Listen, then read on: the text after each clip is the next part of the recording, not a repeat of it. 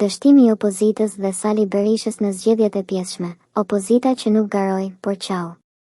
Në Shqipëri nuk ndodhi një humbje politike. Ndodhi një kapitullim. E quajnë zgjedhje të pjesshme, por në praktik ishin zgjedhje pa garë, pa alternativë dhe pa opozitë. Sot PD dhe Sali Berisha qajnë humbjen, por çfarë humbjeje?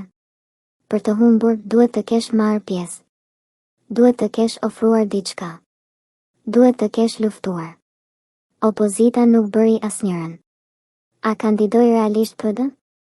A ofroi një kandidat të fortë, të besueshëm, apo një program minimal? Jo. Njerëzit nuk mund të votojnë për atë që nuk ekziston.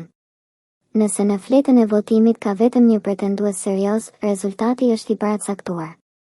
Prandaj, le të mos e gënjejmë veten, pse nuk fitoi, pse mori pushtetin që opozita e dorëzoi me dëshirë. Opozit fasad, demokraci e rënuar. Shqipëria tani nuk ka opozit, ka një skelet të vjetër që kërkon të duket gjallë duke recituar deklarata boshe. Demokracia nuk u vran nga këto zgjedhje, ajo ka vdekur prej vitesh. Këto zgjedhje thjesht firmosën certifikatën e vdekjes. Populli sot pa një teatër, aktorët ndajnë interesat, ndërsa qytetari paguan biletën, taksa, varfëri, emigrim. Në vend të fushatës, opozita u mor me administrimin e krizave të brendshme. Në vend të kandidatit të fortë, zgjodhi anonim që nuk njihen as në lagjen e tyre. Në vend të shpresës, ofroi konflikt, fars, akuza boshe dhe viktimizim.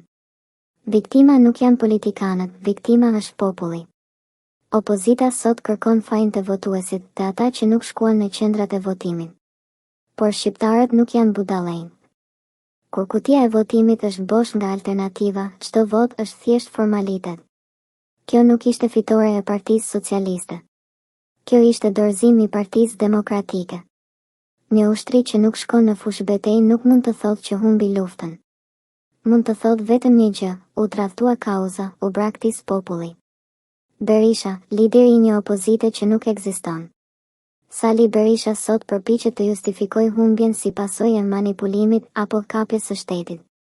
Mirë po manipulimi fillon brenda vetë PD-s, të dobësia, të mungesa e organizimit, të mbajtja e partisë peng nga egoja personale.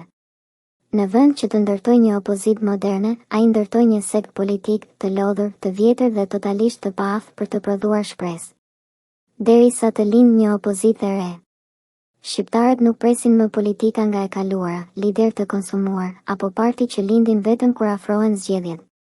Ata kërkojnë opozit reale, alternativa të reja, njerëz të pastër, program për jetën, jo për karrigen. Deri atëherë, Shqipëria do të qeveriset nga e njëjta dorë, jo sepse fiton me merit, por sepse nuk ka kush e sfidon. Dhe kur opozita dorëzon vendin pa luftë, shpresa vdes para votës.